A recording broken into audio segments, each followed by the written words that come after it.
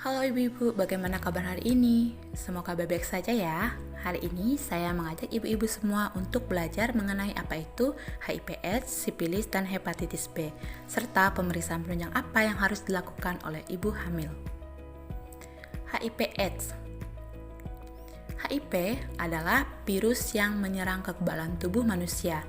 Virus HIV akan masuk dalam sel darah putih dan merusaknya, sehingga sel darah putih yang berfungsi sebagai pertahanan terhadap infeksi akan menurun jumlahnya.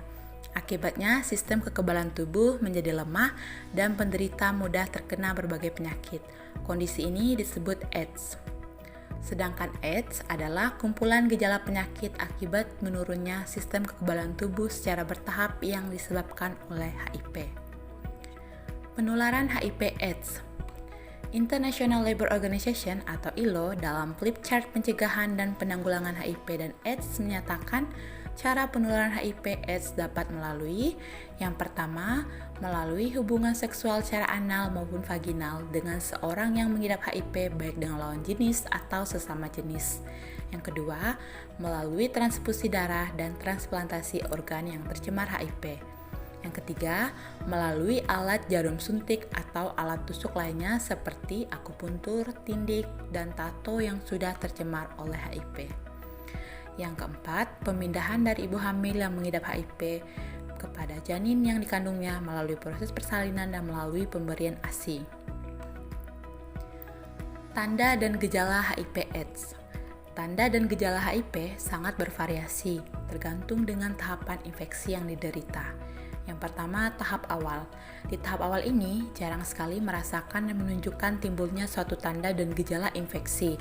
Jika ada, gejala yang timbul biasanya seperti flu biasa, bercak kemerahan pada kulit, sakit kepala, ruam-ruam, dan sakit tenggorokan.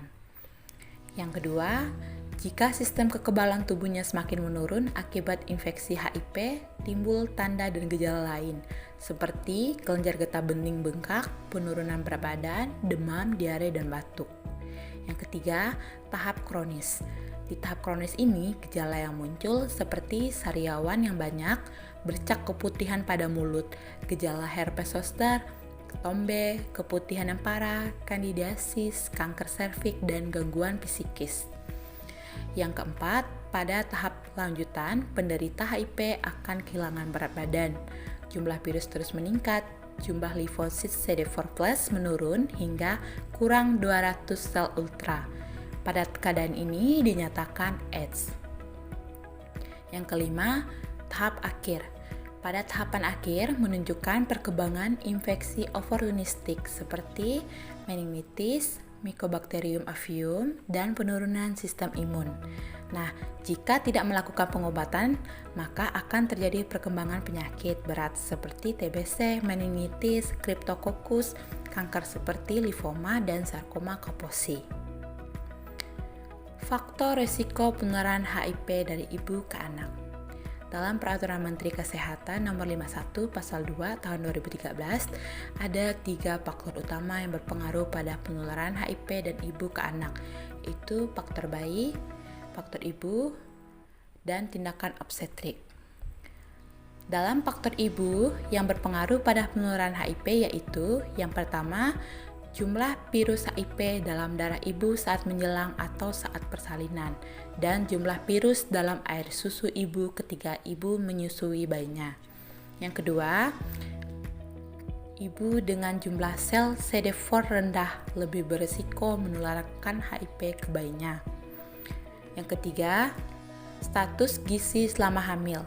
Berat badan rendah, serta kekurangan vitamin dan mineral selama hamil meningkatkan risiko ibu untuk menderita penyakit infeksi dan risiko penularan HIV ke bayi. Yang keempat, penyakit infeksi selama hamil seperti sifilis, infeksi menular seksual, infeksi saluran reproduksi lainnya, malaria, dan tuberkulosis.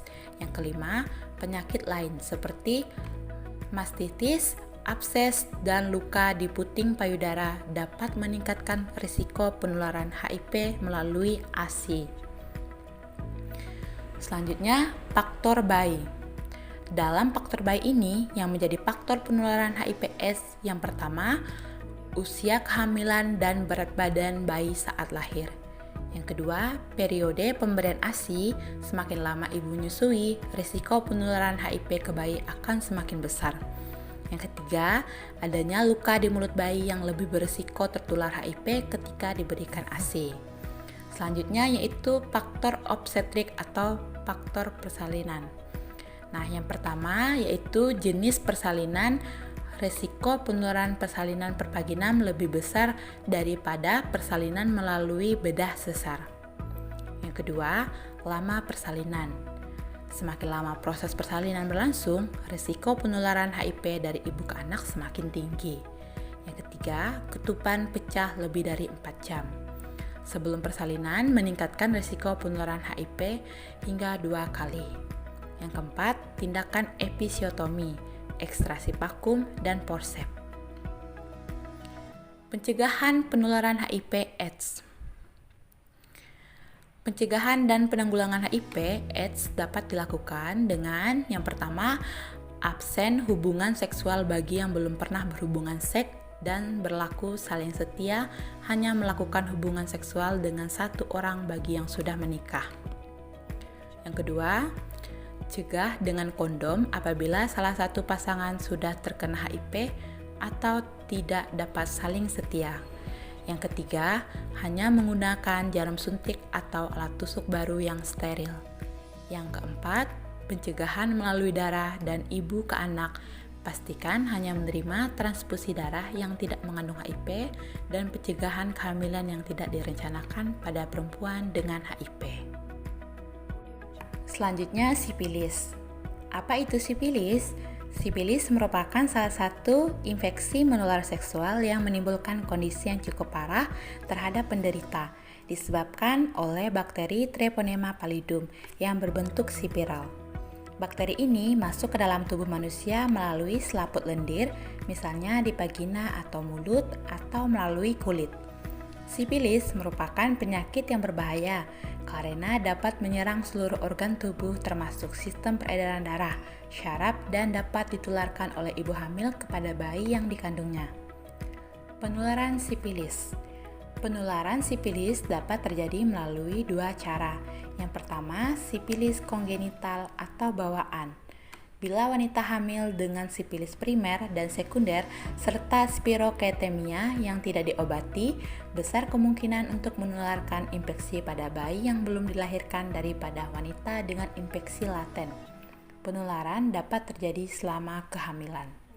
Yang kedua, sipilis akuisita atau dapatan. Sipilis dapatan penularannya hampir selalu akibat dari kontak seksual. Pembagian sipilis dapatan berdasarkan epidemiologi tergantung sifat penyakit tersebut, menular atau tidak.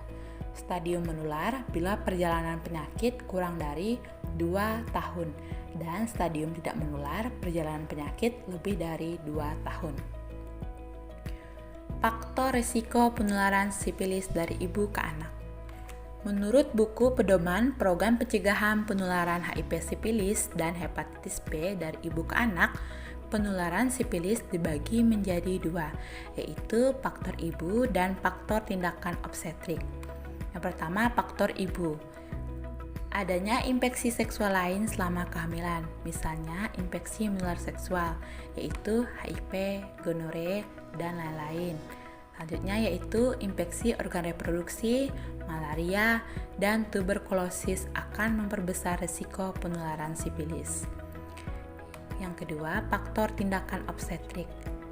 Risiko penularan sipilis selama masa kehamilan lebih besar dibandingkan risiko pada saat persalinan, karena bakteri dapat menembus barrier darah plasenta, sehingga disebut sipilis kongenital. Tanda dan gejala sipilis. Menurut Hawkes dan kawan-kawan, terdapat perbedaan gejala sipilis pada pria dan wanita.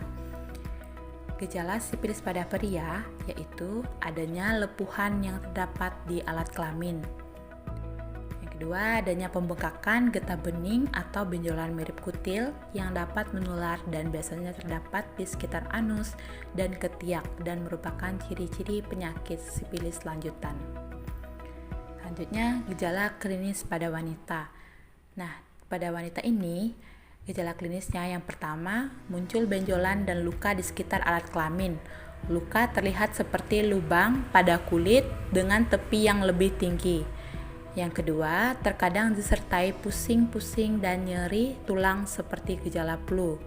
Yang ketiga, muncul bercak kemerahan pada tubuh sekitar 6-12 minggu selama berhubungan seksual. Pencegahan sipilis. Tata laksana sipilis pada ibu hamil menurut Kementerian Kesehatan RI 2015 sebagai berikut. Yang pertama, setiap ibu hamil wajib mendapat pelayanan antenatal terpadu sesuai dengan pedoman.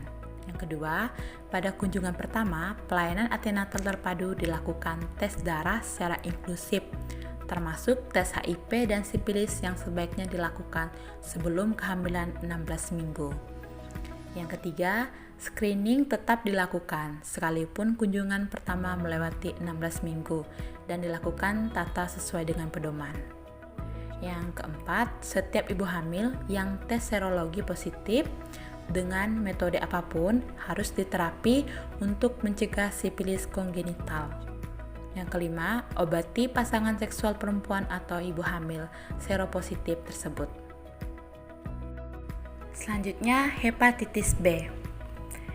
Hepatitis B adalah suatu penyakit infeksi yang menyerang hati, dapat bersifat akut dan kronik, serta dapat menyebabkan sirosis atau pengerasan hati dan kanker hati, disebabkan oleh virus hepatitis B. Penularan hepatitis B. Penularan virus hepatitis B dapat terjadi melalui paparan darah dan cairan tubuh dari penderita yang terinfeksi hepatitis B. Kementerian Kesehatan RI 2020 menyatakan penularan hepatitis B dapat terjadi dengan dua cara, yaitu penularan secara vertikal dan penularan secara horizontal. Penularan secara vertikal dapat terjadi pada masa perinatal, yaitu penularan dari ibu kepada anaknya yang baru lahir. Sedangkan penularan secara horizontal yaitu dari individu pengidap ke individu lain melalui jarum suntik tidak steril seperti tato, idus atau penasun, atau penggunaan napsa suntik. Gejala klinis. Menurut Kementerian Kesehatan Republik Indonesia tahun 2020, gejala klinis hepatitis B sebagai berikut. Sama dengan gejala hepatitis umumnya, yaitu berupa kelelahan, kurang nafsu makan, mual muntah, urin yang berwarna lebih pekat, tetapi sebagian besar tidak menunjukkan gejala klinis atau asimptomatis. Upaya pencegahan hepatitis B. Pencegahan dapat dilakukan dengan menghindari faktor risiko, yaitu mencegah kontak dengan virus dan pemberian kekebalan melalui yang pertama imunisasi pasif. Dengan pemberian imunoglobulin hepatitis B diberikan sebelum terjadi paparan atau paparan dengan darah yang mengandung HBsAg positif, misalnya pada kecelakaan jarum suntik dan pada bayi baru lahir dari ibu dengan HBsAg positif.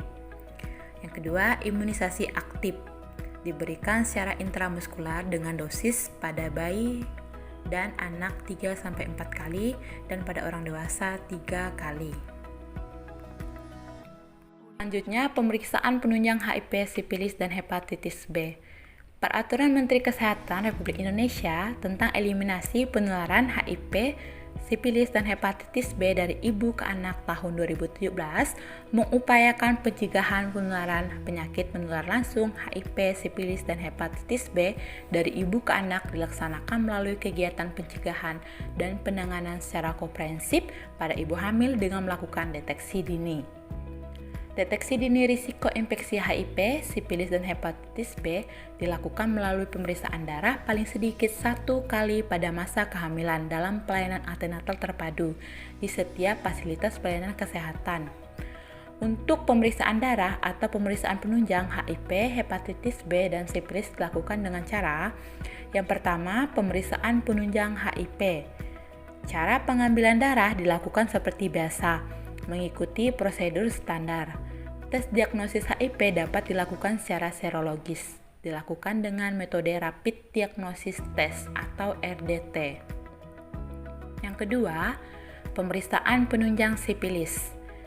Tes serologi sipilis dilakukan dalam 2 langkah. Yang pertama, tes non-treponema, yaitu RPP atau biasa disebut Rapid Plasma Regen atau Rapid Test, atau bisa dilakukan dengan VDLR atau bisa disebut Venereal Disease Research Laboratory. Jika hasil tes reaktif atau positif, selanjutnya dilakukan konfirmasi dengan tes treponema, yaitu TPHA atau bisa disebut Treponema Pallidum Hemagglutination Assay. TPHA atau bisa disebut Treponema Pallidum Particle Agglutination Assay, FTAA, ABS atau bisa disebut Fluorescent Treponema Antibody Absorption, dan TP Rapid Treponema Pallidum. Yang ketiga, pemeriksaan penunjang hepatitis B. Pemeriksaan penunjang hepatitis B dilakukan dengan rapid test ST atau standar diagnosis, Bioline HBV atau HBsAg, anti-HBs, HBeAg, dan HCP. Ketiga, pemeriksaan penunjang pada ibu hamil ini dapat dilakukan di fasilitas kesehatan seperti puskesmas. Sekian dari saya, semoga bermanfaat.